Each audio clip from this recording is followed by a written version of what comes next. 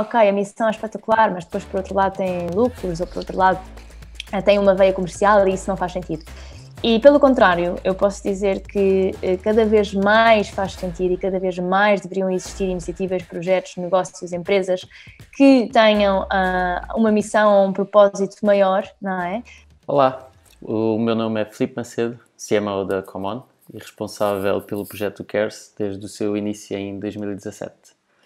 Há mais de 3 anos que a missão do projeto CARES é aumentar a empatia no marketing através de estudos, de eventos e de conteúdos, e desde março deste ano que temos vindo a promover webinars e roundtables e outro tipo de ações para gestores e marketeers, com o objetivo de ajudar a reduzir o impacto desta pandemia nas empresas e nas marcas. Acho que são já vários meses de curadoria, até agora, até novembro, de curadoria, de investigação, de debate, que estão sintetizados já em vários relatórios disponíveis gratuitamente em covid.u-cares.pt. Agora, em novembro, estamos a começar e a experimentar um novo formato de conteúdo, que são entrevistas one-to-one, com marketeers, onde calçamos os seus sapatos de líderes de marcas em Portugal, e tentamos antecipar em conjunto quais é que são os seus próximos grandes desafios e obstáculos. E é uma conversa que é uma espécie de retrospectiva dos últimos meses e uma antevisão dos próximos que vêm e do próximo ano. A convidada de hoje é a Madalena Ruggeroni e ela é Country Manager Ibérica da Too Good To Go, que é uma marca que chegou a Portugal há um ano, ou seja, no final de outubro do ano passado, e chegou com o objetivo de ajudar a combater o desperdício alimentar. Na conversa que convém a seguir, ao ouvir a seguir, conversamos sobre negócios com propósito, sobre o que significa ser uma social enterprise e uma B Corp, como é o caso da Too Good To Go, e também sobre como construir equipas e também como manter a sanidade mental durante um período louco, que é uma pandemia, e ainda para mais no caso da Madalena, de montar uma operação e criar uma nova marca no novo mercado. Espero que gostem da conversa e que vos seja útil, e até à próxima conversa. Olá Madalena, bem-vinda às entrevistas do CARES e obrigado por teres aceito o convite desta primeira fase, que é uma espécie de beta testing, falando em linguagem startup, não é? Deste novo formato e do projeto do CARES, que já teve tantos. Obrigada. E acho que o prazer é nosso. Mas acho que mais do que eu estar a fazer uma grande introdução de quem tu és, acho que é mais interessante para quem nos ouve ouvir de ti. Então, se calhar uma boa forma de fazer seria dar-se um bocadinho os highlights do teu percurso até chegares a onde estás agora, que é Country Manager da Too Good To Go, de Portugal e Espanha, não é? Exatamente. Obrigada desde já pelo convite e claro que sim, posso falar um bocadinho sobre o meu percurso e se calhar começando mais lá atrás, eu vivi quase 7 anos fora, portanto a minha experiência foi um bocadinho entre fazer o curso nos Estados Unidos, entre trabalhar também ainda nos Estados Unidos, foi onde comecei na Avas Media.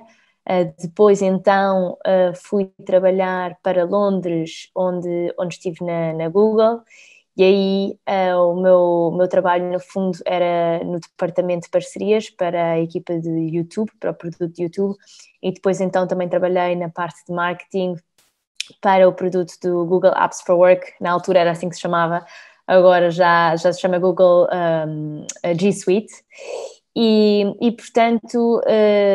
E no fundo isto foi assim as minhas experiências, as primeiras de trabalho. Em Londres acabei por ficar cerca de quase 3 anos e depois então voltei para Portugal ao fim destes 7 anos entre estudos e trabalho para abrir a minha própria startup, que se chamava Misk, e no fundo o Misk também era uma aplicação relacionada com o tema de comida e da alimentação, que é uma das minhas grandes paixões, e era uma aplicação onde era possível ver as recomendações de restaurantes, bares, cafés, tudo que tivesse relacionado com comida, em qualquer parte do mundo, de pessoas em quem confiávamos. E na minha startup trabalhei cerca de também 3 anos, com alguns outros sócios, e entretanto depois surgiu-me esta oportunidade de juntar mais uma vez, alinhar as minhas 2 grandes paixões, que no fundo são a tecnologia e o setor da alimentação, numa missão diferente que a Too Good To Go tem, que é no fundo o combate ao desperdício alimentar, e aceitei este desafio de ser Country Manager e a responsável pela estratégia e pela operação da Too Good To Go em Portugal. E, entretanto, durante este período também, vai neste momento 1 ano desde que lançámos em Portugal, e há cerca de 2 meses também me desafiaram para então fazer parte da Ibéria, portanto como Country Manager não só de Portugal, mas também de Espanha, e é este o cargo que eu tenho ao dia de hoje. Boa, obrigado. Acho que o percurso é interessante porque já experimentaste quase tipos de empresas e tipos de trabalho quase diferentes. E acho que se calhar, antes de entrar um bocadinho mais de detalhe nas tuas responsabilidades atuais na Too Good To Go, acho que era interessante perceber um bocadinho, do teu ponto de vista, quais é que são quase as vantagens e desvantagens, ou o lado bom e o lado mau, acho que destes 4 tipos de empregos diferentes. Ou seja, começaste por agência, depois trabalhaste na Google, que é uma tecnológica, depois na tua própria startup, ou seja, enquanto empreendedora, e depois na startup de outro. Sim. Ou seja, quase 4 tipos de cultura e de dia-a-dia certamente diferentes. Sem dúvida. Olha, eu acho que posso dizer-te que tive imensa sorte, porque eu acho que aquilo que faz uma empresa muito são as pessoas. E, portanto, tive imensa sorte em todo o meu percurso de trabalhar com pessoas espetaculares que me ensinaram bastante a todos os níveis. E, portanto, só posso dizer coisas positivas acerca das minhas experiências, seja em qual delas for. Aquela em que eu diria que foi mais diferente ou mais impactante entre a agência e a Google foi a Google, porque tem uma cultura totalmente diferente e é sem dúvida uma empresa com um ritmo bastante acelerado, que eu gosto muito, e foi uma escola para mim mais do que uma empresa. A minha própria startup foi incrível em vários outros sentidos, pelo sentido de responsabilidade e de ownership, da não dependência de absolutamente nada ou ninguém, a não ser eu própria e o nosso trabalho. E aí eu posso dizer com toda a certeza que adorei, e que não me arrependo absolutamente de nada de ter dado este passo e este desafio, que é preciso coragem, porque obviamente há muitos sacrifícios a serem feitos, no entretanto, inclusive financeiros, mas é uma experiência totalmente diferente construir algo do zero, em que te sentes orgulhoso desde o primeiro momento.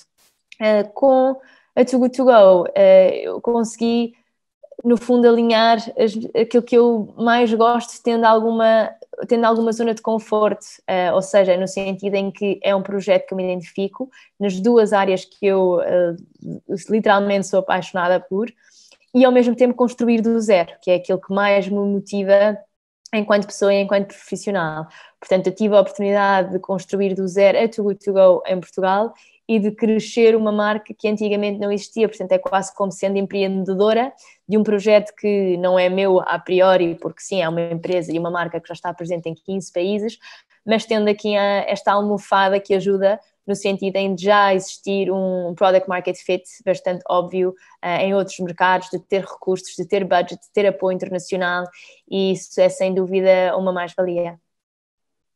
Bom resumo. Acho que nós, antes da gravação, estávamos a falar exatamente disso, quase da diferença de uma empresa que nasceu há pouco tempo, de uma empresa que nasceu há muito, e acho que isso é um bocadinho a diferença, se calhar, ou focando no teu percurso. As agências ainda têm muito uma cultura empresarial de há várias décadas atrás, ou seja, apesar de fazerem trabalho muito inovador e criativo, acho que em termos de estrutura e cultura ainda é muito corporate, ou seja, em contraste com a Google, e se calhar o cargo que tens agora, pelo que eu percebi, consegues quase o melhor de vários mundos, ou seja, da cultura e do dia-a-dia de uma empresa que nasceu nesta era, dos benefícios de ser empreendedor e de lá estar de construir algo que é teu e que sentes há esse sentimento de ownership, mas com um bocadinho com a safety net, não é? De não estar o peso do mundo às tuas costas. Exato, sem dúvida.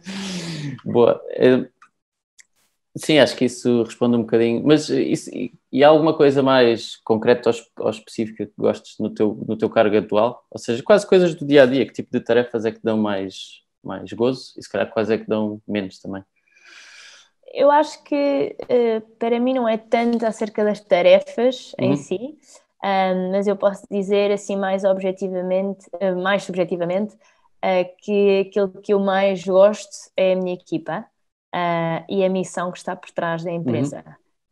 Portanto, acho que poder também ter a responsabilidade de escolher com quem trabalho e de poder crescer uma equipa, de fazer toda a parte de contratação, etc., é super importante e era um bocadinho como aquilo que eu dizia no início, aquilo que faz uma empresa são as pessoas, e portanto temos que ter a certeza que contratamos os melhores e que têm um cultural fit também bastante grande. E eu acho que sem dúvida nenhuma que a minha equipa o tem e que são pessoas extraordinárias e profissionais incríveis e por isso é que também atingimos os resultados que temos. Por outro lado temos a missão, não é? Que é uma missão super nobre e que portanto me dá também imenso gozo e orgulho de ter um impacto bastante grande, tanto a nível social como no meio ambiente. Boa. Então, se calhar, olhando para a Too Good To Go noutra lente, e acho que fez há pouco tempo que estão um ano, não foi? Pelo que eu vi, acho que chegou a Portugal no final de outubro do ano passado. Portanto, exatamente. Um ano em Portugal. O que é que dirias que foram os pontos altos da Too Good To Go em Portugal, ou quase aqueles que te marcaram mais enquanto empresa? Pontos altos, foram alguns. Eu acho que o primeiro de todos diria que foi o lançamento oficial da Too Good To Go e em Lisboa. Portanto, fizemos um evento em que tivemos já bastantes parceiros connosco, alguns canais de mídia, portanto, alguns outros players relevantes na temática, como por exemplo o Hunter, da ReFood, que foi super importante para nós numa fase inicial. Portanto, foi uma montanha-russa de emoções. Queríamos na altura lançar com 50 parceiros em Lisboa, lançámos com mais de 50 e portanto também foi um momento especial. Posso falar também do lançamento do Porto, foi a nossa segunda maior cidade. Posso falar assim de momentos que me lembro também que foram importantes. No dia em que nós mudámos de um cowork pequenino, em que trabalhávamos cada um na sua hot desk, para um escritório só nosso. Portanto, isso também foi engraçado ver o crescimento da empresa e a evolução e de repente já não somos uma startup minúscula, mas de repente, passado um ano, já somos os 34. E portanto essa evolução também foram momentos que nos marcaram. Eu diria que assim, posso falar de mais alguns, da entrada do primeiro supermercado, do Auchan, com quem trabalhamos também muito de perto, de momentos também mais de reconhecimento. Eu lembro-me que houve um dia que o grupo da AFM, que tem a Decathlon, a Leroy Merlin, a Auchan e pronto, várias outras marcas, que nos disse: já não se fala de desperdício alimentar em Portugal sem se falar da Too Good To Go. E isso também para nós foi super importante, ter esse acknowledgement e esse reconhecimento. E por último diria o momento ou o dia em que ultrapassámos algumas das nossas maiores milestones, como chegar às 100 mil refeições salvas, que neste momento já são 200 mil, como chegar aos 400 mil utilizadores. Portanto, alguns milestones em termos mais quantitativos que também foram super importantes. Boa. E aí só tentando aprofundar um bocadinho mais, acho que tinha curiosidade em relação a duas coisas. Primeiro, um bocadinho, como é que surgiu um bocadinho Portugal no mapa da Too Good To Go, ou seja, se foi uma decisão central e depois disseram: queremos entrar em Portugal, vamos à procura de alguém para liderar e encontraram-te a ti, ou se surgiu de outra forma. Essa é a primeira. A segunda é em relação a objetivos, como falaste aí de quase de marcos quantitativos, não é? Perceber se os vossos objetivos e a vossa ideia, quando arrancaram há um ano atrás, se era estar aqui agora e até que ponto é que isso superou e que estão mais à frente do que estavam à espera, ou não, ou se eram mesmo estes objetivos ambiciosos que tinham em mente. Sim. A primeira pergunta, já não lembro o que é que me tinhas feito. Sim, como é que chegou a Portugal? Se faz parte quase da como é que chegou a estratégia Portugal, que exatamente. queríamos estar em Portugal? Exato. Portanto, nós já estávamos no momento, antes de lançar em Portugal, estávamos em 12 países, e Portugal surgiu um bocadinho na ótica de perceber a dimensão do tema, não é? Em Portugal, portanto, primeiro surgiu de um papel de pesquisa em que se chegou à conclusão que em Portugal se desperdiçam 1 milhão de toneladas de comida todos os anos, e portanto havia aqui um grande trabalho no combate ao desperdício que se podia ser feito e que na altura não estava a ser feito por nenhuma iniciativa parecida com a nossa. Também porque já estávamos em Espanha, portanto nesse sentido fazia todo sentido alargarmos para a Península Ibérica inteira. E foi assim que no fundo surgiu. Depois lançaram no fundo a posição em vários canais, no LinkedIn, etc. E foi a partir daí que depois descobri e me candidatei, mas se bem que na altura não conhecia ainda Too Good To Go, portanto foi assim um bocadinho à descoberta, tentar perceber, e à medida que fui tendo entrevistas e que fui lendo mais sobre o assunto e sobre a empresa, foi aí que também me fui interessando mais. Depois a tua outra pergunta em relação aos nossos marcos, digamos assim, se estamos onde queríamos estar, nós na verdade até estamos um bocadinho, ou seja, um bocadinho, os nossos marcos, aquilo que conseguimos foi um bocadinho mais do que aquilo que nós esperávamos estar. E isso claro que é super positivo. Nós até ao final do ano queremos salvar cerca de 300 mil refeições e já conseguimos salvar 200 mil, mais de 200 mil até ao momento, portanto estamos no bom caminho para já. E portanto isso também tem-se mostrado um sinal super positivo, tanto do lado dos parceiros como dos utilizadores, que há uma procura grande por este tipo de soluções dos dois lados, porque na verdade é beneficial para qualquer um, não é? Tanto para o planeta, que é o principal a beneficiar, mas também para o lado dos parceiros, porque conseguem recuperar bastante os custos que têm, conseguir um extra com comida que na verdade ia ser desperdiçada e angariar mais clientes, e por outro lado para os utilizadores, porque conseguem comida de qualidade por preços bastante mais reduzidos, ao mesmo tempo que fazem parte deste movimento.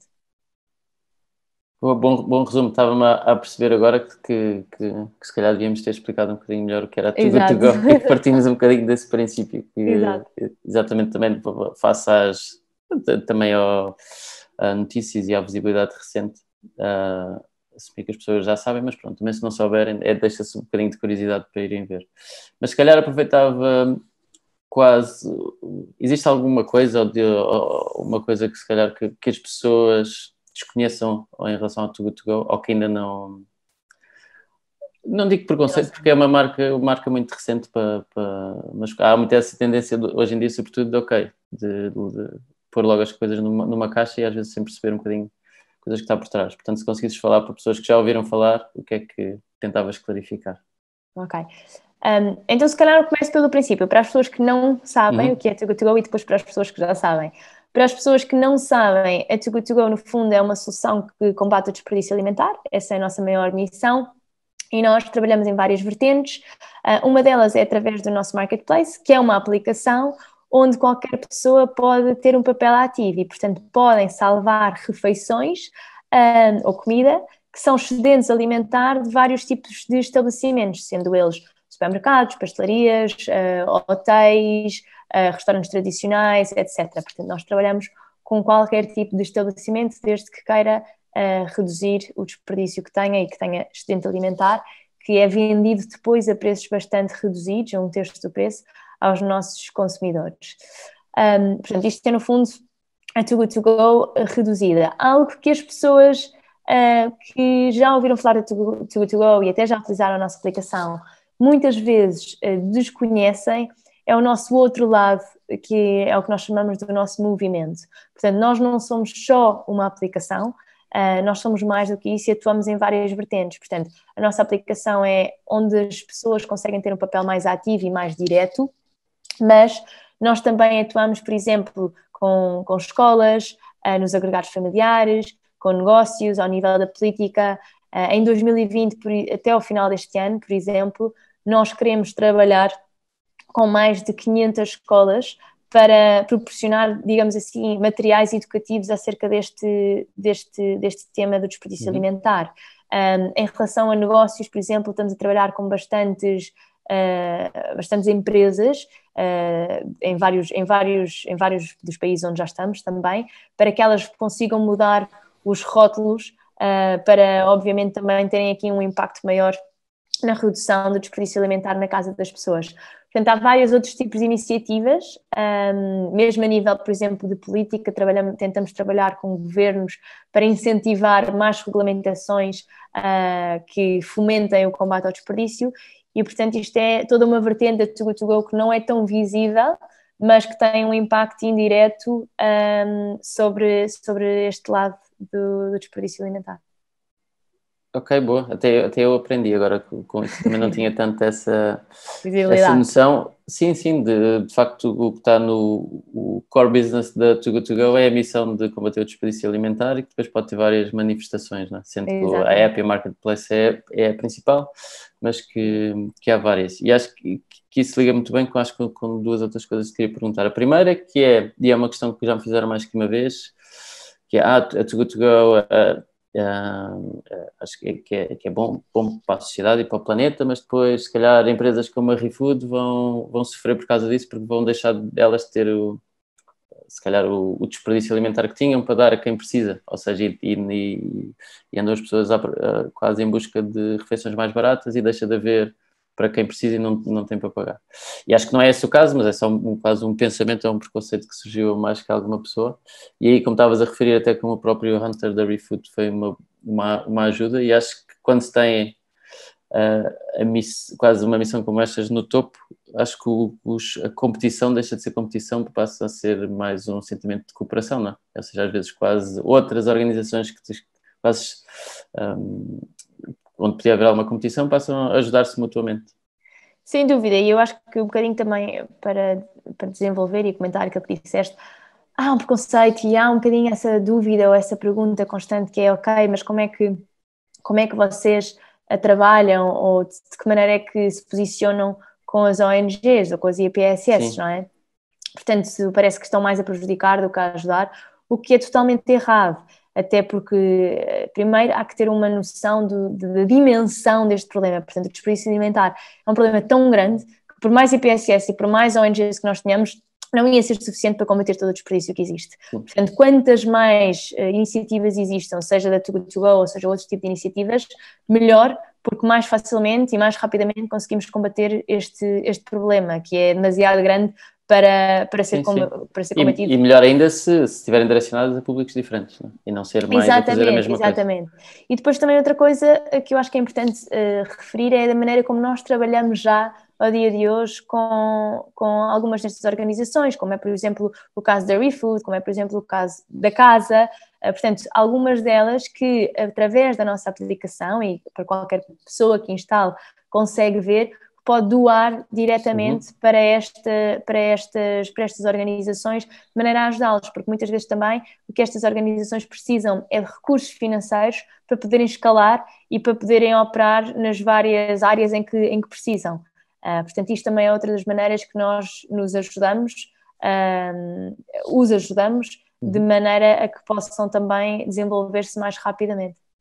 Sim, acho que tocaste aí num ponto também que é super importante, que é vocês consideram-se uma social enterprise, não é? Ou seja, é um bocadinho esse... Eu pessoalmente também não sou um grande crente de ONGs, é do modelo mais tradicional de non-profits que está exclusivamente dependente de doações, porque lá está, como estavas a dizer, é muito difícil escalar um modelo desse. E era perceber um bocadinho, se calhar explicares um bocadinho melhor o vosso modelo, que tem um bocadinho estes dois lados, ou seja, tem é for profit no sentido em que facilita e tem autonomia para conseguir escalar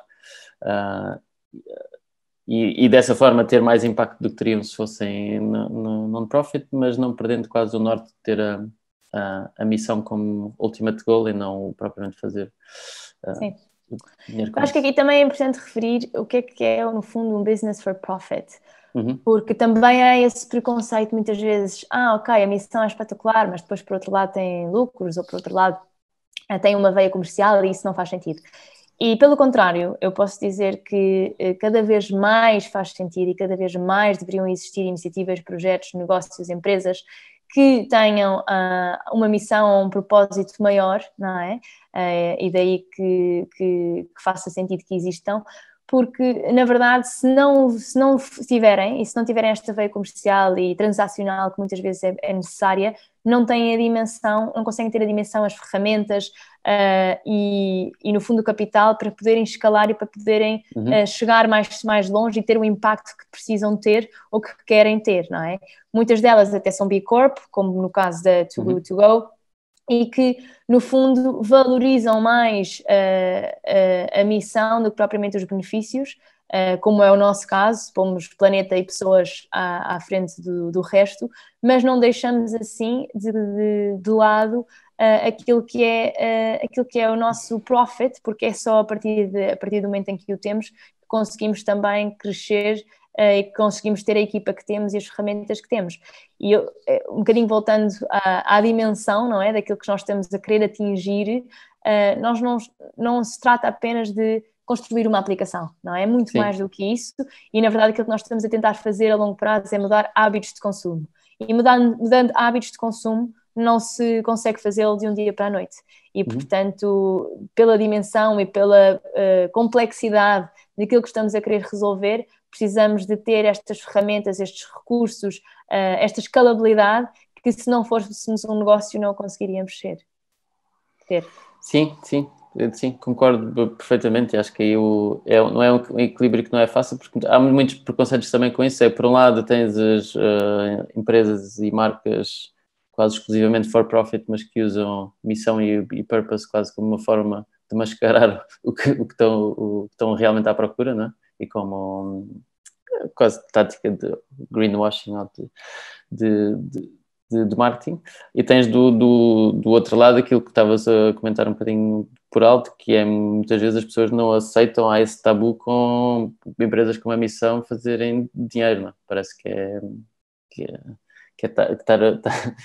estarem a vender-se, não é? Esse lado comercial.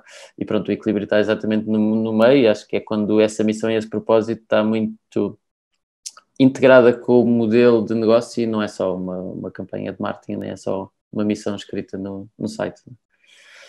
Mas se calhar pegando agora na relação um bocadinho da missão com o contexto que nós vivemos e da pandemia, acho que para ti, pensando um bocadinho no teu caso, um ano de lançar uma marca como esta, que teve todos os pontos altos que disseste, e que já só por si seria um ano que se calhar parecem 5, não é? Tendo em conta, acho,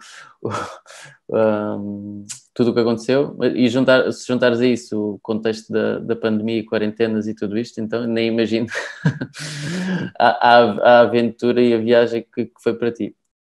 Mas tentando recuar um bocadinho, consegues dar assim, de forma rápida um bocadinho, como é que os vários momentos da pandemia tiveram impacto no vosso negócio e como é que o vosso negócio teve impacto, obviamente, nas pessoas neste contexto, obviamente, desde que começou, daquele período de quarentena que houve, o verão que foi um bocadinho mais relaxado, digamos assim, e agora também este regresso às aulas e ao trabalho.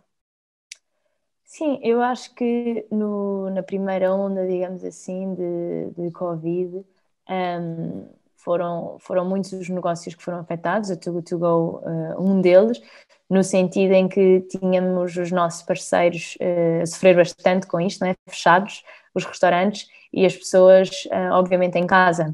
E nós, como marketplace que somos, precisamos que as pessoas saiam de casa para ir salvar as refeições aos nossos parceiros. Sim, nesse caso até é uma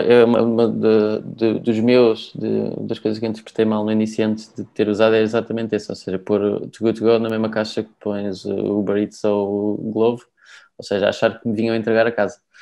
Exato, nós não somos uma solução de delivery, no fundo é takeaway, portanto a pessoa é que vai buscar ao próprio estabelecimento. Portanto, daí obviamente que todos tivemos essa repercussão, não é, do lockdown, E depois, uma vez que as coisas começaram a abrir, foi bastante mais positivo para todos, digamos assim, e podemos dizer que recuperamos os resultados e ultrapassámos os resultados que tínhamos de fevereiro, assim que as coisas começaram a abrir por volta de junho. Portanto, foi super bom para nós, porque vimos que a partir do momento em que as coisas abrem, toda a parte de crescimento, mês após mês, voltou a ser bastante destacado. Para nós agora, e acho que também para todo o setor da restauração, não é? Uma fase certamente nova, é uma fase que não vai ser tão drástica como foi na primavera, também porque as restrições não vão ser tão duras, esperemos. E acho que uma coisa a retirar daqui bastante importante e eu acho que na verdade chave para o sucesso é o bem-estar das pessoas com quem trabalhamos, não é? Tem que haver uma preocupação muito maior e um incentivo bastante grande para termos esta saúde mental e há um grande dever e uma grande responsabilidade das empresas e das marcas para darmos ferramentas às pessoas nesse sentido. Também estamos muito mais preparados, digamos, que também já vimos, portanto, por toda a Europa, agora vemos uma segunda onda, digamos assim, de restrições, mas estamos bastante mais preparados agora do que na primeira vez. Mas lá está, temos que obviamente ter resiliência e força para resistir a mais uma fase, mas tudo é estarmos alinhados e motivados de que somos capazes. Tu focaste aí uma coisa importante, né? Que é obviamente não só olhar para fora, mas o impacto dentro e das tuas pessoas. Acho que já vou fazer algumas perguntas para entrar mais em detalhe de como é que é a equipa, como é que está estruturada e tudo isso, mas antes disso queria só perceber, tu no teu caso, enquanto gestora da operação toda, perceber o que é que mudou, se calhar na tua estratégia para o ano, por causa da pandemia, ou seja, tinhas certamente um plano para este ano e que tiveste que o adaptar em função do que foi mudando. E se calhar, quais foram assim as principais mudanças que tiveste de fazer, quer seja a nível de orçamento ou de prioridades ou de foco? Sim. Ou também interna, não? O que é que mudou internamente em relação às pessoas, que decisões e tipo de gestão das pessoas é que foram diferentes? Sim. Eu acho que há algumas. Primeiro, nem que seja ter, no fundo, angariado Espanha, não é? Portanto, isso foi uma mudança bastante grande. Também, portanto, agora penso um bocadinho mais dois mercados, ainda que são mercados com estratégias bastante locais e equipas separadas, não há uma centralização. São dois mercados agora que tenho na minha cabeça e que tenho que gerir remotamente. Aquilo que mudou, a primeira coisa, não é? Diria que foi trabalhar de forma diferente, portanto todos nos adaptámos a trabalhar mais remotamente, termos um contacto muito mais constante para fazer sync, para fazer check-ins dos vários temas, que talvez antes não tínhamos tanto, ou pelo menos não tão organizado ou não tão recorrente, porque estávamos mais perto nos escritórios. Também a parte de um dos nossos princípios na Too Good To Go é We Care, e portanto We Care, demos ainda mais valor a este princípio nosso, que é de que maneira é que podemos mostrar às pessoas que We Care pela saúde mental delas, pelo conforto delas, e portanto temos uma série de iniciativas mesmo dentro da empresa que estamos a tentar pôr, aliás, que pusemos em prática em março e que agora também iremos fazê-lo caso tenhamos todos que ficar em lockdown novamente. Em termos de budget, obviamente tivemos que reajustar, portanto quando houve lockdown em março específico, reajustámos orçamentos de marketing, reajustámos algumas campanhas específicas que íamos fazer mais cedo, fizemos mais tarde. Portanto, houve algum reajuste também a nível estratégico e mesmo a nível de expansão. Portanto, o nosso objetivo era lançar em todos os distritos este ano, não vamos lançar em todos os distritos, mas tivemos um bocadinho um reshuffle daquilo que iremos lançar este ano versus o ano que vem. Por exemplo, as ilhas íamos lançar só em 2021 e decidimos lançar já este ano, e entre várias outras mudanças em termos mais de operação e estratégia, mas maioritariamente eu acho que foi o método de trabalho, não é? Habituar-nos a uma nova rotina, a reinventar-nos, a inovarmos e a poder trabalhar bem em conjunto, ainda que mais longe.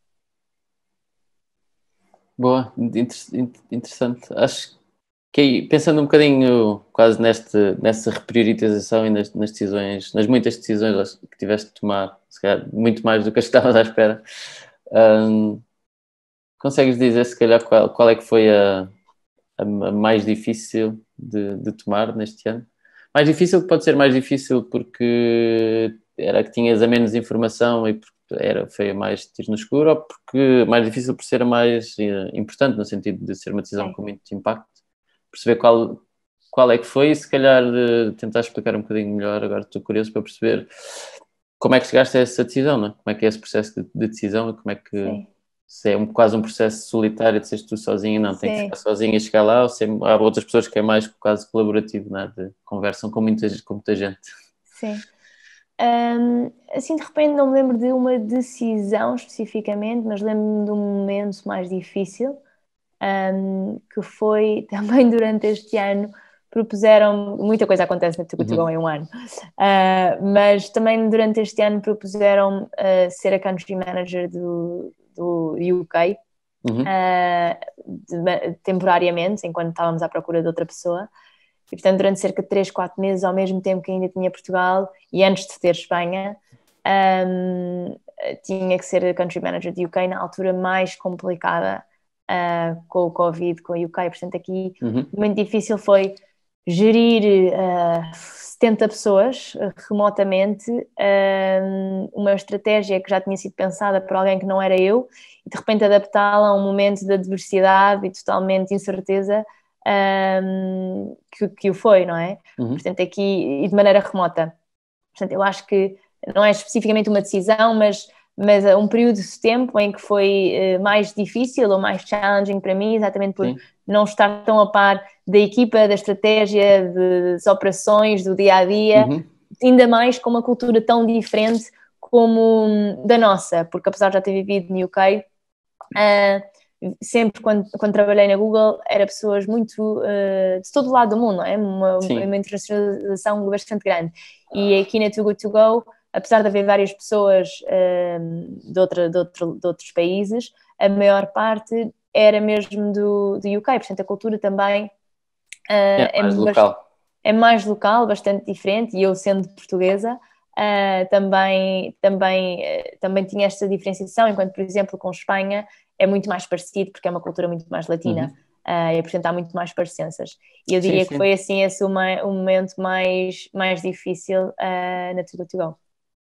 Então, e como é que lidaste com esse período? Como é que lidaste no sentido de quais é que eram as tuas estratégias lá está para lidar com essa dificuldade? Se era um bocadinho, exatamente por ser um contexto diferente e pessoas diferentes, se quase dividias o dia em dois e de manhã eras portuguesa e à tarde eras inglesa? Mais ou menos, não era tanto dividir o dia em dois, mas tinha que ter uma produtividade bastante maior, e aquilo que eu coloquei na minha cabeça como prioridade era o UK, porque na altura estava numa posição bastante mais difícil do que Portugal, com resultados muito piores, mesmo em termos de energia, de mood, de equipa, era muito mais negativo do que aquilo que estávamos a viver em Portugal, talvez pela cultura, lá está.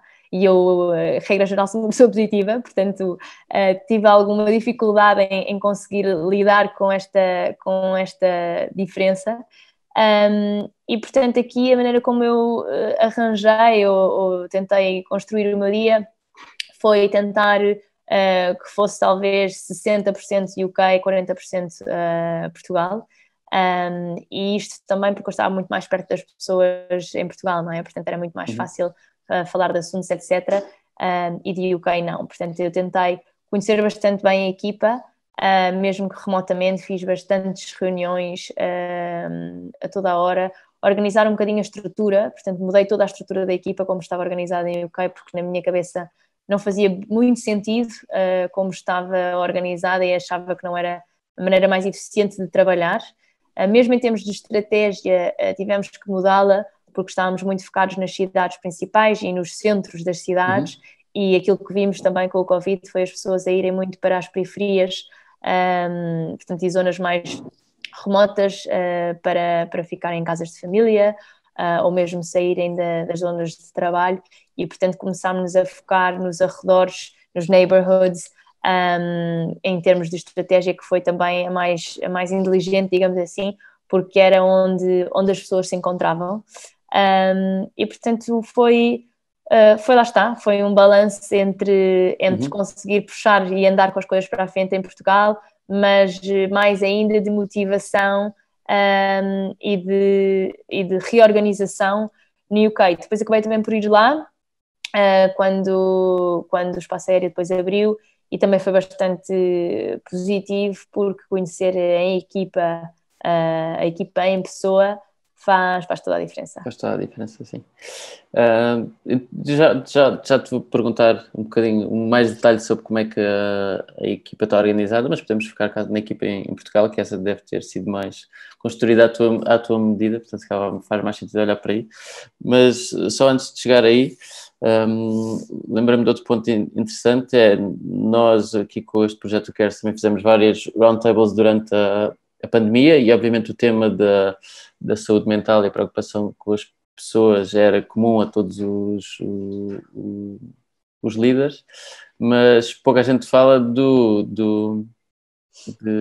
como é que esses líderes e esses gestores, não é, que têm esse peso nas costas, mantêm a sua própria sanidade mental, não é? Porque acaba por ser o trabalho mais solitário de todos, e que às vezes os gestores e os empreendedores e donos de empresas são aqueles que têm essa preocupação de se preocupar com os outros, mas que depois eles ficam sempre para o último, e como estavas a dizer, ou seja, neste período quase toda a gente teve que fazer quase um esforço, um extra mile, e o que estavas a descrever é exatamente isso, não basta já montar uma operação nova em Portugal durante uma pandemia, como ainda por cima te passa uma operação noutro país com 70 pessoas desmotivadas e preocupadas, não é? Então era um bocadinho, o que é que tu fizeste um bocadinho para manter a tua própria sanidade mental e o teu equilíbrio durante esse período? Olha, boa Ou se pergunta. assumiste que era um período de desequilíbrio e que depois compensavas mais tarde? Não, eu acho que também depende muito de pessoa para pessoa, Sim. sabes? Porque eu genuinamente sou uma pessoa positiva. Portanto, há pessoas que precisam mais de, não sei, de trabalhar esta positividade, ou de ter mais ajuda ou acompanhamento, que é totalmente fair, mas no meu caso não funciona muito bem comigo. Portanto, eu normalmente gosto de tentar ultrapassar estas coisas até mais sozinha, do que ter algum tipo de apoio ou acompanhamento. O que é que eu tentava fazer? Tentava jogar muito bem com o meu tempo. Portanto, algo que eu pus na cabeça é: eu vou acabar de trabalhar às 7 da tarde, sim ou sim, com 2 países ou com 10. E portanto geria muito bem o meu tempo. É verdade que das 9 às 7 da tarde estava em reuniões non-stop, quase não tinha tempo de ir à casa de banho, mas a verdade é que consegui ainda assim ter um balanço da minha vida também pessoal durante este período. Foi essa estratégia de ter esse horário, manter esse horário e ser rigorosa com esse horário. Exatamente, ser regrada, ser rigorosa com esse horário, para poder também aproveitar um bocadinho o tempo livre para desanuviar a cabeça. Eu acho que essa foi a minha melhor estratégia. Depois das 7, desligas mesmo completamente, ou é um semi-desligar? Ou é se vês e-mails, por exemplo? Essa é uma boa pergunta. Se vês e-mails no telefone. Depende, eu acho que também depende de pessoa para pessoa. Eu, em específico, sou daquelas pessoas que têm imenso FOMO do trabalho e não consigo estar sem saber o que é que está a acontecer. Sim, às vezes é pior, não? Cria mais ansiedade. Exato, eu tenho no meu telefone um e-mail, o Slack, tudo, mas por opção. E para mim, ou seja, desliga às 7 do computador, ou seja, não há mais reuniões, não vou trabalhar em mais apresentações ou em mais coisas que tenha que executar. Mas vejo, às vezes estou a ver televisão e faço um check no meu e-mail, ou se alguém disse alguma coisa no Slack. Mas para mim eu nem considero isso quase trabalhar, porque é um gosto próprio que eu tenho. Sim. Portanto... Sim, acho que às vezes aí acho que o que tem mais impacto acaba por ser as notificações, e não tanto o proibir-nos de ir lá, não é? Ou acho Exato, que se exato, desligares as notificações do Slack e do e-mail e exato. não Mas tiveres sem sempre dúvida que é algo a melhorar, sem sim, dúvida. se não estiveres sempre a ser bombardeada, lá está. É quando tu tens proativamente vontade Exato. de ir ver, vais, mas se também estás bem e estás distraída, não faz sentido ter alguma coisa a interromper-te constantemente e a quebrar-te quase esses momentos Sim, de descanso ou de, pronto, de ter a cabeça no outro lado. sim. Mas pronto, desviando aqui um bocadinho, ou fugindo do tema da pandemia, pelo menos por uns minutos, tenta lá descrever, assim, sucintamente, qual é o desenho da tua equipa e da Too Good To Go cá em Portugal, quantas pessoas é que são, como é que estão organizadas, em que tipo de competências, e também, pronto, qual é que é a tua visão um bocadinho para a operação cá? Ok. Nós somos neste momento 28 pessoas full-time, e 6 estagiários Uhum, connosco. Nós estamos divididos em vários departamentos diferentes, portanto, temos o departamento de sales, de vendas, em que basicamente temos uma equipa bastante grande, é a nossa maior equipa, em que se foca a angariar parceiros para trabalharem connosco, não é? Portanto, a ajudá-los a combater o desperdício alimentar como parceiros da Too Good To Go, estando da nossa aplicação. Temos uma equipa de Key Accounts, que no fundo são pessoas que estão responsáveis pelas grandes uhum, cadeias, sejam elas supermercados, sejam cadeias de hotéis, sejam qualquer tipo de cadeias de alimentação ou de restauração, e portanto elas são responsáveis por estas parcerias. Depois temos uma equipa de Success, que no fundo está dividida em dois, que é Customer Care e uhum. Partner Care, e são aqueles que são responsáveis pelo apoio tanto aos nossos utilizadores como aos nossos parceiros. E por último, temos a nossa. Bem, por último, não. Temos a nossa equipa de marketing, que no fundo trata de toda a parte da comunicação da empresa, da parte Uhum. B2B também, de eventos, parcerias, etc. E por último, sim, temos a equipa também de People and Culture, que no fundo faz toda a parte de hiring, da cultura da empresa, de Uhum. trainings, etc. Onboardings, etc. Boa. Interessante que na Common também a equipa também se chama exatamente People and Culture. Ah, Que a sério, que equipa não que é tem as muito mesmas cool. responsabilidades. Não, não, Exato, mas não é é muito cool. exatamente é porque acho que recursos humanos é o pior nome que alguma vez inventaram para esse. E faz muito mais do que recursos humanos, pelo menos Claro, eu claro, exato. E só o nome, né? Estás Exato, a tratar as pessoas como recursos, diz logo um bocadinho da abordagem. exato. Mas focando aí então na cultura até, e acho que pegando que num ano tiveste que contratar mais de 30 pessoas, o que é que, se calhar, o que é que difere no vosso processo do que é um processo normal? Se calhar alguns pontos que possam ser interessantes ou diferentes do que é normal e que quase truques ou atalhos é que tu tens para conseguir perceber se há esse fit cultural, mais do que de hard skills, mas o fit cultural convosco e com a vossa missão.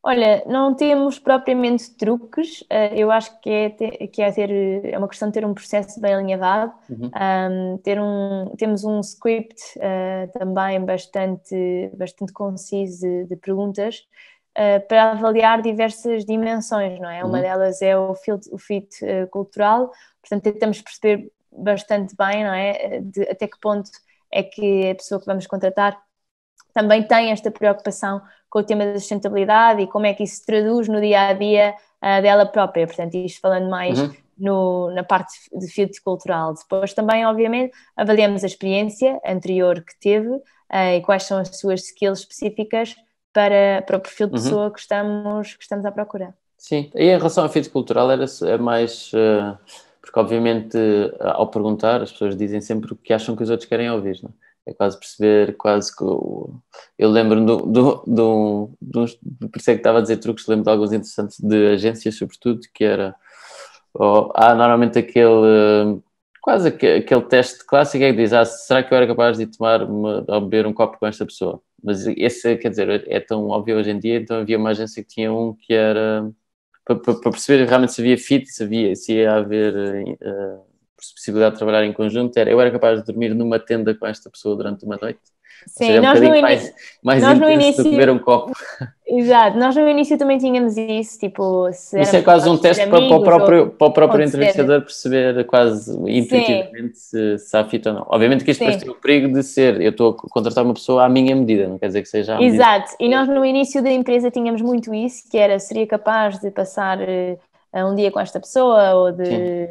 Pronto, mas entretanto mudámos exatamente por isso, porque isto é de certa forma um bocadinho bias, não é? E as Claro, pessoas são claro. duas diferentes e não precisamos de ter uma química espetacular com qualquer pessoa para que ela efetivamente prove que Acrescente seja valor, boa não é? ou não é? Portanto, aqui mudámos um bocadinho a maneira de avaliarmos, porque faz sentido, não é? Para não sermos biased.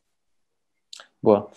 E em relação um bocadinho ao futuro e também um bocadinho como queres, sobretudo para marketeers e pessoas ligadas com o marketing, apesar do teu papel ser muito mais abrangente que isso, focando um bocadinho mais no marketing, o que é que achas que são skills ou traços importantes para hoje e no futuro?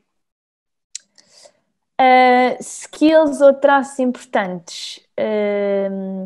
Portanto, eu acho que é preciso ser ágil, ser flexível, especialmente no dia de hoje, não é? No contexto da pandemia. Acho que é preciso ser cada vez mais consumer-oriented, não é? Portanto, apostar aqui em conteúdo com contexto e que adicione realmente valor aos clientes, aos utilizadores, e eu estou a falar aqui numa ótica de marketeer, não é? Como tu dizias.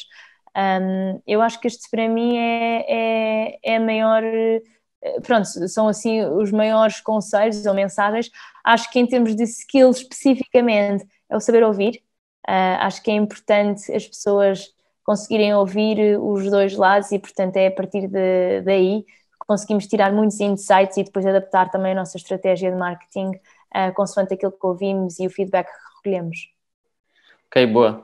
Eu sei que nós já estamos a ficar um bocadinho sem tempo, portanto vou-te fazer duas últimas perguntas muito rápidas.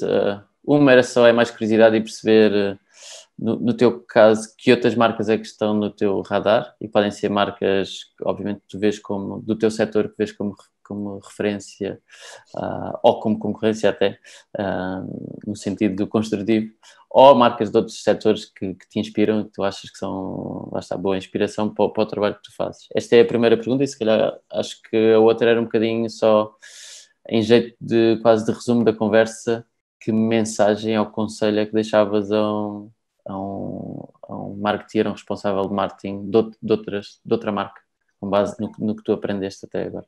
Ok. Em relação ao conselho, se calhar começo pela última, acho que já respondi, não é? Portanto, saber ouvir, mais do que tudo, especialmente os dois lados, sejam, no nosso caso, não é? São parceiros e utilizadores, e tentar integrar o máximo de feedback possível naquilo que é a vossa marca. E também, obviamente, ter cada vez mais atenção e personalização, não é? Ao consumidor, porque cada vez mais acho que faz sentido darmos conteúdo e algo que realmente possa adicionar valor para aqueles que nos ouvem e para aqueles que nos seguem. Outras marcas que temos que temos no radar, ou que eu tenho no radar, não especificamente do meu setor, por acaso, quer dizer, tem a ver com sustentabilidade também, por exemplo, Beyond Meat, que acho que é uma marca espetacular. Outras marcas específicas, mas mais no âmbito de terem um marketing especialmente bom, a meu ver, posso dizer a Superboc, posso dizer a Coca-Cola, posso dizer a Nike, mais virada para o lado tech, posso dizer o InVision, Typeform, Basecamp, Airbnb, Spotify, portanto, daí essas seriam mais tech. Outra também que na verdade nada tem a ver com comida ou com a parte tecnológica, que é o Níquelo. Acho que é uma marca com imensa força e aqui tem a ver mais com clothing, não é? São algumas das marcas que me inspiram. Boa. Já uma lista bem grande e acho que... Mas pronto, acho que ajudam a dar esse retrato, ou seja, marcas de áreas diferentes, como tu disseste. Sendo a única, achou mais... fora, achou do padrão. As outras consigo arrumá-las melhor. A único mais fora, acho que sobretudo pela estratégia deles das colaborações que fazem e essa abordagem mais de ver outras marcas como de uma forma cooperativa e não competitiva. Mas pronto, obrigado. Obrigada, Filipe. Excelente conversa e boa sorte um bocadinho para período agora que vem, de certeza que acho que Too Good To Go vai ser útil tanto para os restaurantes como pessoas, até para todos nós, não? Durante este período que aí vai. Obrigada, Filipe, um prazer. Até logo.